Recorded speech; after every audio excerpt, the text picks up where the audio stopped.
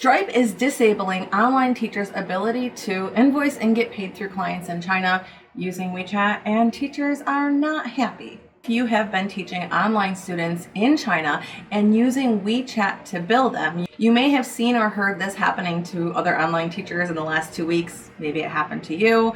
You might be concerned, and rightfully so. This is your money we're talking about here. So let's talk about what we know is going on and what you can do to either fix this or prevent this from happening to you. Before we get into this, I want to preface this by saying that none of this is considered legal advice. I am not a tax professional. I am not a legal professional. There are people that do this for a living and they are the experts, not me. You should always consult your tax expert or your legal expert for any specific information related to your specific case. First off, I want to give out a shout out to my girl Katie and her awesome Facebook group, because this is where we initially heard this from. Well, kind of. So every week we have a team coaching call with the members of Teacher Boss Society. I'm about to get into this in a minute after I'm done recording this, actually. But last week, one of the members brought up this situation with a concern that WeChat was not working with Stripe anymore. I had to search for the post and I found it in Katie's group, WeChat and Xiaohongshu for independent online teachers. So this is what the post reads. For those using Stripe, be aware that if my case is a one-off, let it be a warning, but Stripe said WeChat pay terms and conditions have changed. That means I have been using the invoice function on Stripe and using the WeChat pay option for my clients. 90% of them were good with it. For those few that had issues, I sent them a payment link which sends them the Alipay, which almost all clients are good with. Stripe disabled my WeChat pay function completely, no warning. I've been using it for a year with many clients and never an issue. It was reliable. Their excuse was that WeChat Pay has some terms of use that conflict of the terms of the service is in the educational field. I don't know if this is true or false. So I've been, for the time being, using Alipay links, but inevitably one client today said they had an issue with it. Does anyone have other ways of accessing WeChat Pay other than Stripe? And obviously this is a heads up for people. It happened to me a few days ago. Katie, maybe you know something about this, and if not, I'm thinking it could be useful. I appreciate your thoughts. Okay, so obviously I'm not Katie, but I kind of guessed what this was, and I explained to my coaching group how it would be, avoided. My guess was the NAICS code, so NAICS. That's North American Industry Classification System codes. Yes, I had to look. My brain doesn't retain all that information. So what is a NAICS code? These are a series of numbers that the United States, Canada, and Mexico use to classify businesses for tax purposes and economic purposes.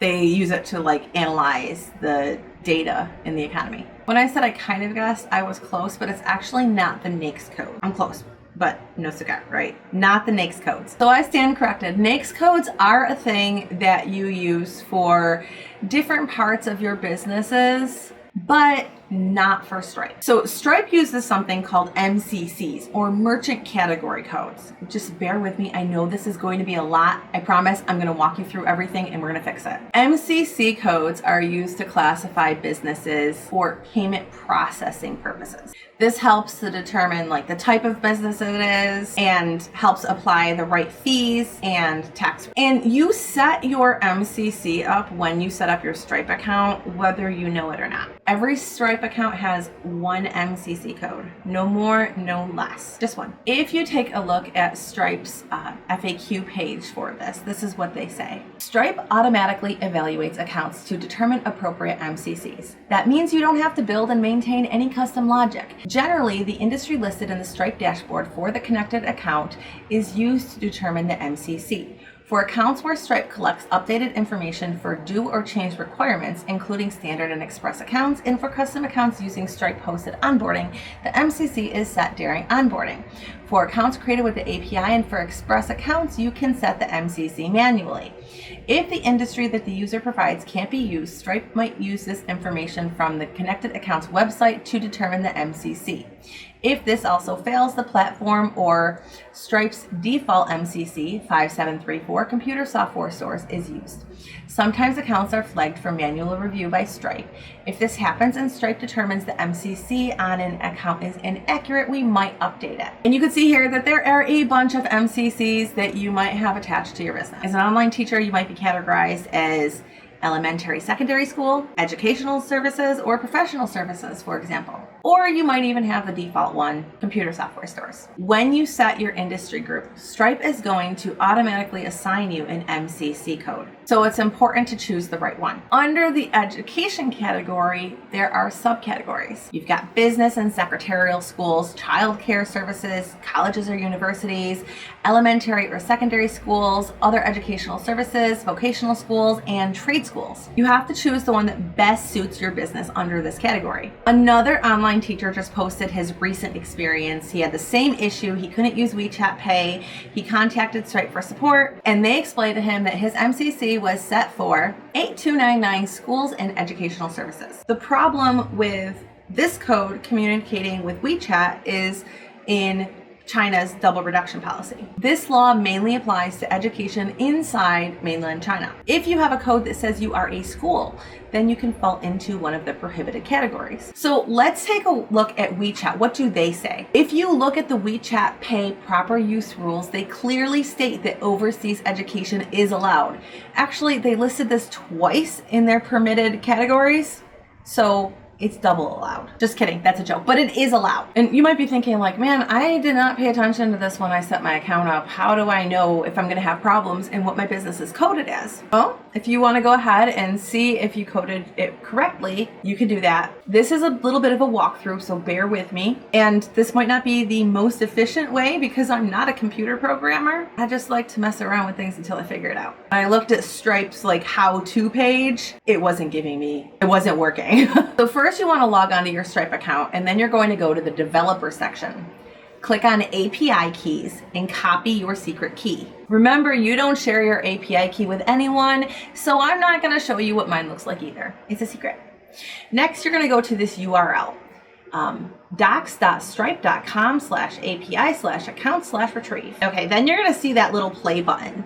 Stripe says you should be able to run the request by selecting account and retrieve, but this didn't work for me. It didn't show my MCC, so this is what I did. Once you have that open, so click that little play button, and then you want to get to your terminal. On a Mac, you're going to hit Command and space at the same time. Type in terminal. From your terminal, you're going to type in this code. Where I put your secret key, you're going to erase that, and you're going to write your secret key. I'm not showing you mine. It's really long anyways, but I'm not showing you. Here it's going to list your MCC. So you can see on mine, it says 8299. Now we already know that 8299 is the one that's giving problems, but say I wanted to see what it was. I can go to their list of codes and I can see that 8299 means educational services, and that might cause a problem, as the WeChat Pay team has been rejecting these. So if yours says 8299 and you think it's going to cause a problem or it has caused a problem, what can you do to fix it? You want to make sure that you're using the correct code that allows your Stripe account to work with it. It has to be relevant and applicable to your business,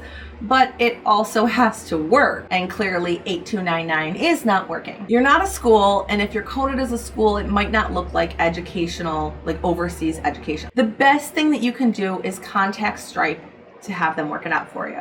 They've been working with this. You're not the first person to come to them about it, and they can help you find the right code in the right category. Now, this video, even though it was short, it took a ton of research. It took a ton of like learning how to do this coding portion of it. I'm not a coder. I don't know how to do this stuff. So I had to learn this in order to teach it to you. If this video was worth it and helpful to you, please let me know by giving it a thumbs up and leaving me a comment letting me know. And if you know more about this than I do, by all means, leave it in the comments. This is not my area of expertise by any means, but I wanted to see what I could figure out so I could come and show you, because it's important to be paid. I think we can all agree on that. And if your brain is still working after all of that and you want to learn how you could enroll new students, you can check out this video where I break it all down. I know, since your WeChat Pay is working now, you might as well start making money there. Click the video and I will see you over there.